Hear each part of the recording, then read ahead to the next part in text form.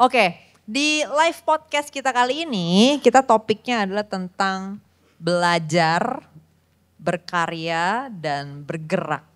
Karena 3 orang ini teman-teman pasti udah ngikutin ya beberapa kontennya, sosial medianya mereka belajar, mereka punya banyak proses menimba ilmu juga. Jerome sudah sekolahnya kemarin sempat jauh ya di Jepang.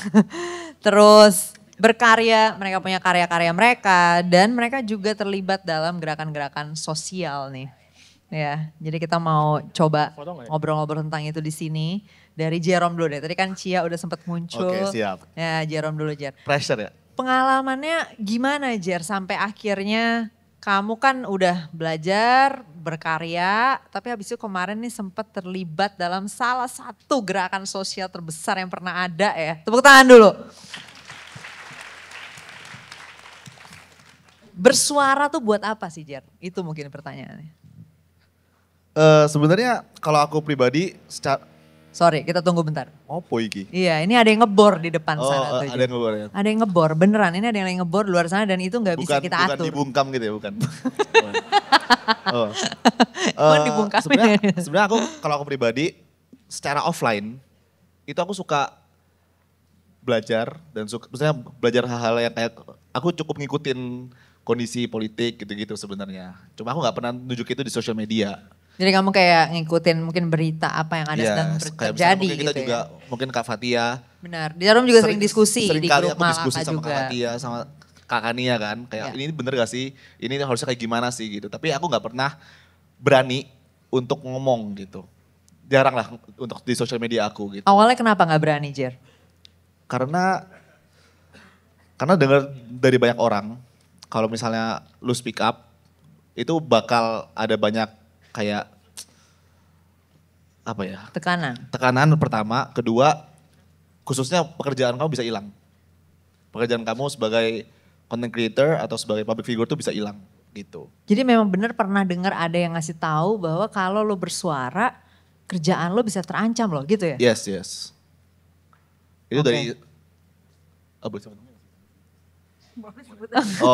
dari Andovi. Karena Andovi kan cukup vokal, terus dia bilang brand-brand pada mundur gitu. Sedangkan aku pribadi tuh dilema karena kembali ada pembungkaman terhadap Jerome Pauline. Dibungkam ya kayaknya ya. Kalau aku pribadi dilema karena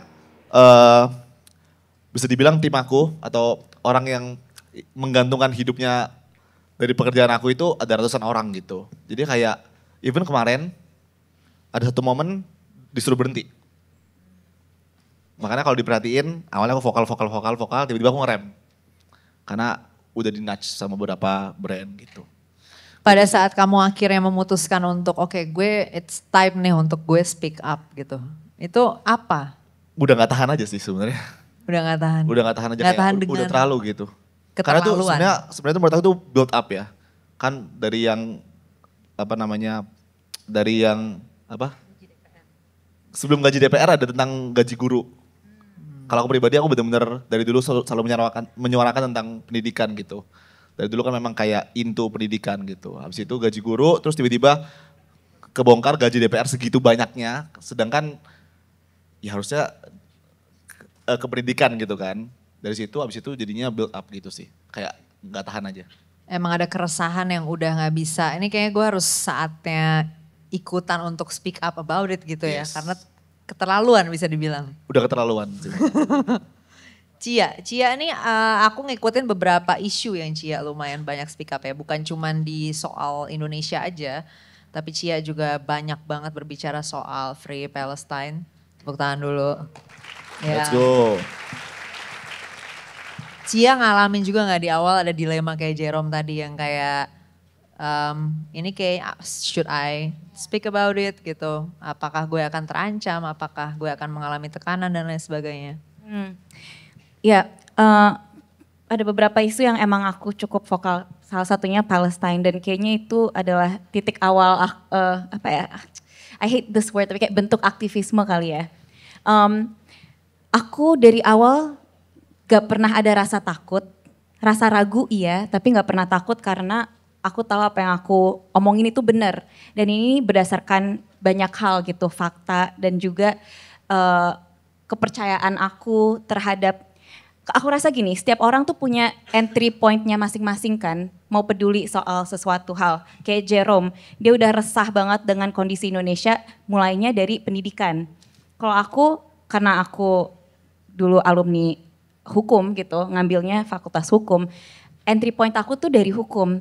Aku merasa resah banget dengan kondisi dunia, terutama Palestine, karena itu yang aku pelajari selama 4 tahun di FHUI, yang aku pelajari adalah hukum internasional.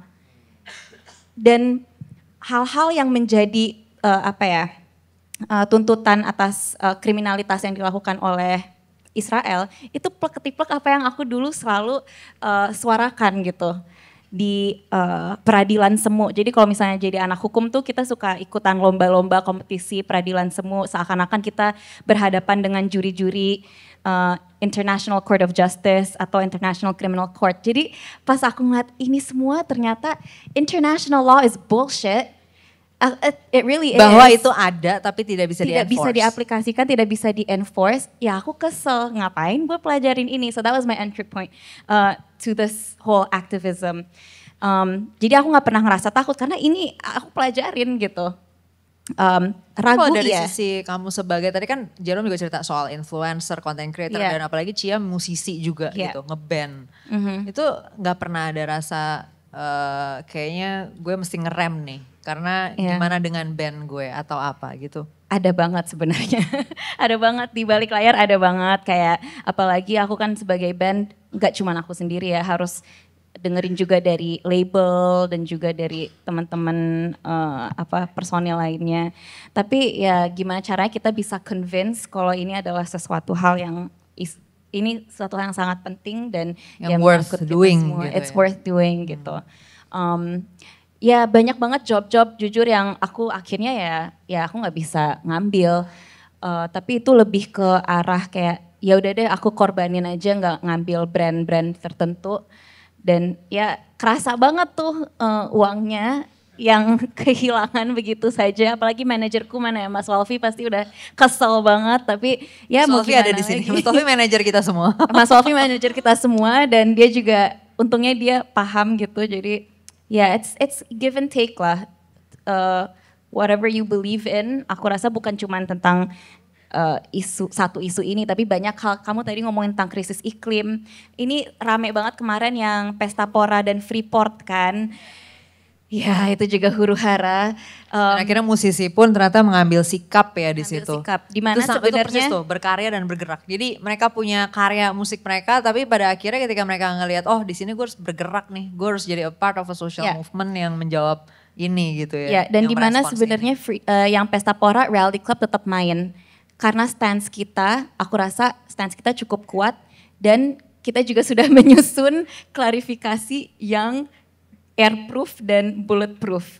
Di mana sebenarnya Freeport itu udah mundur dan tidak ada dana sama sekali yang masuk ke sana. Jadi at that point buat apa kita mundur dan kasihan juga orang-orang yang udah beli tiket. Kita mikirnya ke situ. Kita bukan nge-serve Pesta Pora tapi nge-serve orang-orang yang udah beli tiket. Jadi whatever it is, whatever your stance is, selama kamu percaya itu benar, kita nggak usah ikut peer pressure, nggak usah ngerasa gimana ada internal moral debate. Ya selama kita ngerasa kita benar ya udah lakuin aja gitu sih menurutku. Tepuk tangan dulu. Nice. Sekarang kita ke Angie dulu nih. Angie kan sama content creator juga. Gantian nih, saya yang dibuka. Tetap ini dari tadi pembungkaman terus terjadi. Angie juga kuliah politik. Mungkin punya perspektif juga nih Angie tentang gerakan sosial ya. Maksudnya karena biasanya pertanyaan yang umum sering datang ke kita-kita yang berisik gitu ya, yang vokal ya mungkin kayak tadi Cia, Jerome, Angie dan yang lain yang juga mereka adalah content creator, mereka adalah influencer tapi mereka terlibat dalam isu sosial. Pertanyaannya adalah biasanya buat apa? Ngapain sih ngelakuin itu gitu kan? Tadi Cia dan Jerome udah share juga, Angie boleh silakan. Kayak tadi Kak Dea waktu ngomong, ada yang namanya edukasi, agitasi dan juga organisasi kan. Kalau sendiri mungkin gak sih didengar unless you're an influencer of course. Didengar, iya didengar. Kalau enggak, mau nggak mau kan kita harus berorganisir sama orang-orang yang punya satu pikiran, satu visi.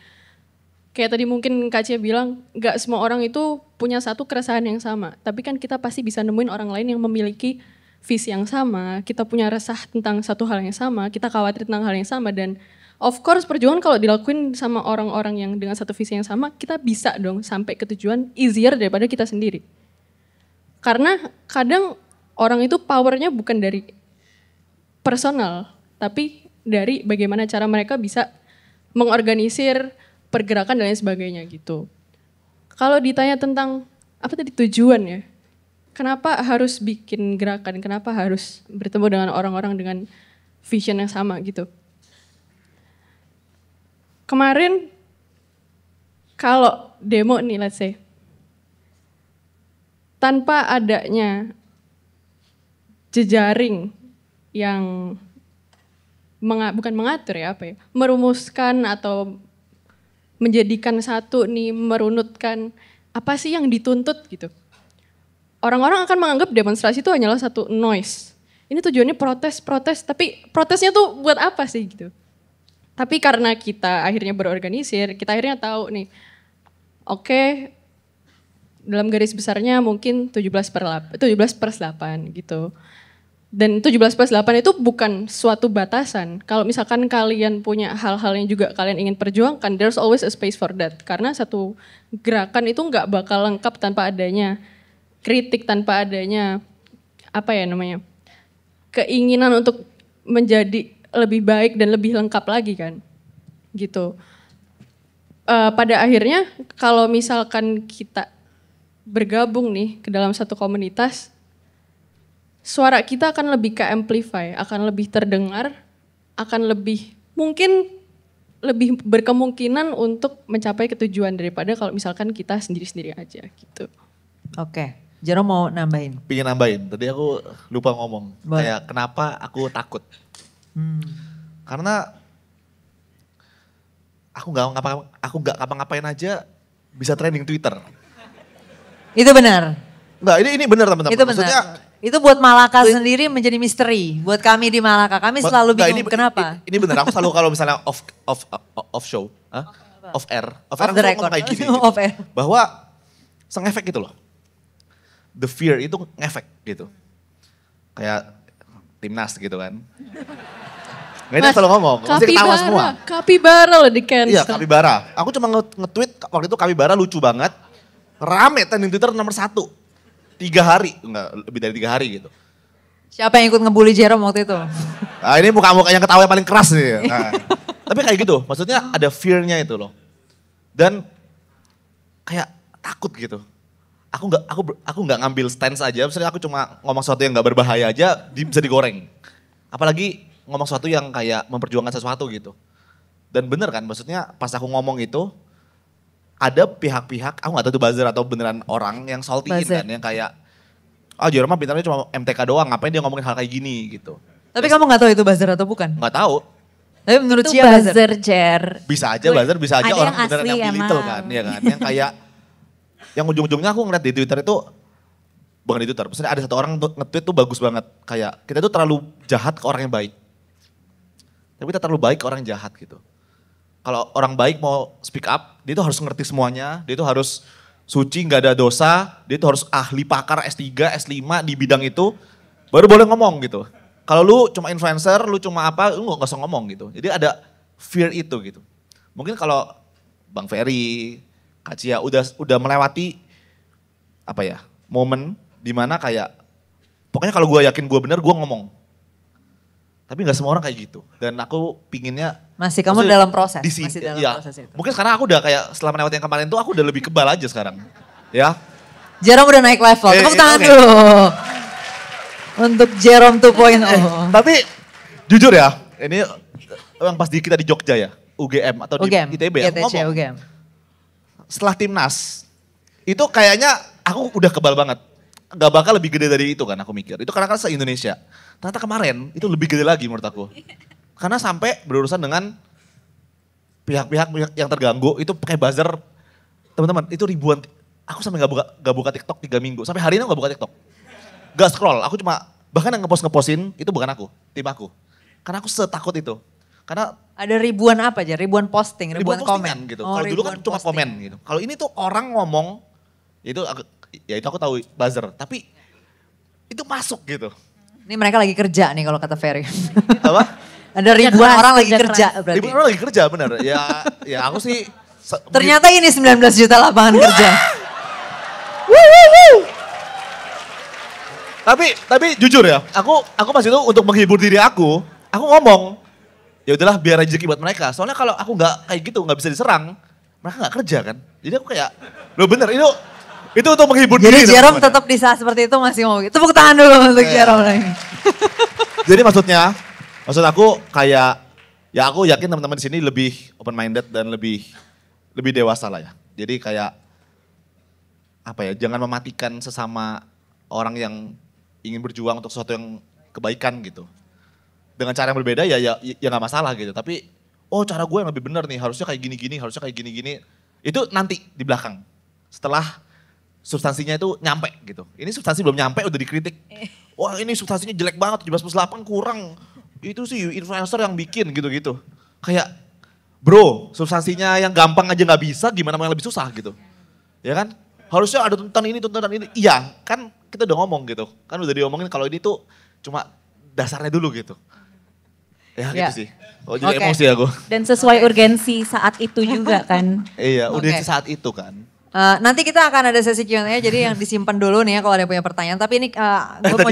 Tadi sebelum kesini timku udah wanti-wanti, Bang jangan ngomongin itu ya Bang. Jangan ngomongin Tapi itu." ternyata akhirnya Apa? tetap ngomongin. Bahkan pertanyaan pertama udah itu. Jehian, maaf ya. Gak apa-apa. Oke. Aman. Kita untuk closing this conversation, aku pengen masuk balik lagi ke soal tadi belajar berkarya dan bergerak gitu kan. Kita kan pada akhirnya pada momen-momen tertentu ikut bersuara. Tapi kan karya utamanya nih teman-teman ini semua sama Malaka juga itu sebenarnya bidangnya edukasi ya. Jadi pasti ada yang punya pertanyaan juga kayak mungkin apa nyambungnya gitu kan. Sebenarnya kan yang lagi dikerjain adalah ngajarin orang begini-begini. Ini sebenarnya tersambung gak sih ke isu-isu sosial ini gitu. Gimana sih sebenarnya kalian ngelihat kerja-kerja edukasi dengan isu-isu sosial gitu. Kayak tadi misalnya krisis iklim, konflik mungkin, konflik sosial. Kemudian tadi kinerja yang kurang bagus dari pemerintah dan lain sebagainya. Itu apakah memang bisa nyambung ke situ ya dari kerja-kerja pendidikan ini? Boleh dari Cia dulu kali ya. Nah nanti Cia, Enji baru Jerome Oke. boleh nutup. Jerome mikir dulu boleh, siapin supaya nanti gak salah jawab tim Mantapu nanti bisa marah-marah nih sama kita. Mantapu Corp. Menurutku nyambung banget 100% karena ya ini kan kalau misalnya kita ngomongin isu sosial gitu, itu berarti kan ada keresahan. Dan kalau kita mau nge-tackle masalah itu, core problemnya adalah edukasi yang kurang kan, atau apa ya, ilmu yang nggak merata nih. Jadi kenapa kita, again mungkin balik lagi kayak ke PPT kamu yang awal sih kan, kayak kenapa kita sebenarnya ini adalah masalah sumber daya manusianya dulu nih. Kita harus seenggaknya coba untuk ngasih knowledge biar kita semua bisa terdidik dan punya ilmu yang ya 11-12 lah. Jadi nggak ada kesenjangan ilmu yang terlalu jauh. Karena ketika udah terlalu jauh, susah untuk berdiskusi, untuk ngajak ngobrol, berdebat juga itu nggak akan nyampe. Jadinya cuman yang tadi kayak, ya menurut gue sih, tapi nggak ada fakta, nggak ada a strong base. Jadi kenapa kita dari awal pengen bikin Malaka dan pengen bikin konten-konten edukasi, ya justru biar kita nggak usah lagi turun ke jalan, nggak usah lagi berkoar-koar seperti ini dan nggak ada lagi konflik horizontal untuk perjuangan yang sebenarnya sama gitu tujuannya. Enji? Ketarik. Kalau aku ngerasa sebenarnya edukasinya dua arah. Karena adanya Malaka juga, aku bisa belajar gimana caranya ngomong ke orang banyak, menyampaikan informasi ini, tapi yang mudah banget dicerna gitu. Itu kan juga hal yang aku harus pelajari gitu kan. Toh pada ujung-ujungnya bahkan Gen Z aja banyak yang kemakan hoax nih, kemakan misinformasi dan lain sebagainya. Kalau misalkan hal tersebut ada di media sosial, BFK apa? Bahasanya DFK namanya. Disinformasi, fitnah, Yang ketawa ngerti, tapi yang gak ketawa mungkin kebencian. nggak ngerti. Ya, itu. Yang ketawa ngerti, yang ngerti. Ya Tete ya. Silakan Angie. Nah, hal-hal yang disebut DFK tadi tuh. Over kan kita harus lawannya, nih kita harus counter narasinya tuh di media sosial juga. Maksudnya di ladang yang sama, di medan yang sama gitu. That is exactly the point kenapa Malaka itu ada. Supaya di antara gempuran DFK ini kita bisa menciptakan apa ya, kita bisa ngajak teman-teman balik ke realita. Kayak sebenarnya yang terjadi itu apa, penyebabnya itu apa, bagaimana cara kita buat mengatasi hal tersebut gitu. Bagaimana cara kita buat berkumpul, berkolektif, berserikat dan melawan hal tersebut bersama-sama gitu. Nah, hal tersebut kan bukan hal yang mudah ya of course, karena untuk bikin satu komunitas yang sebesar ini, yang untungnya semilitan ini, itu tuh butuh banyak banget effort gitu. Dan aku harap kalau misal ada media-media yang lain yang ingin melakukan hal yang sama, itu it would be apa ya, it would be very very wonderful gitu sih. Karena ini kan satu hal yang susah banget untuk mengedukasi. Aku sebenarnya nggak terlalu suka pakai term edukasi karena aku nggak merasa aku better dan semua orang, aku nggak merasa aku lebih pinter. Aku ngerasa ini harusnya adalah hal yang dua arah, makanya aku suka banget ada diskurs di Malaka.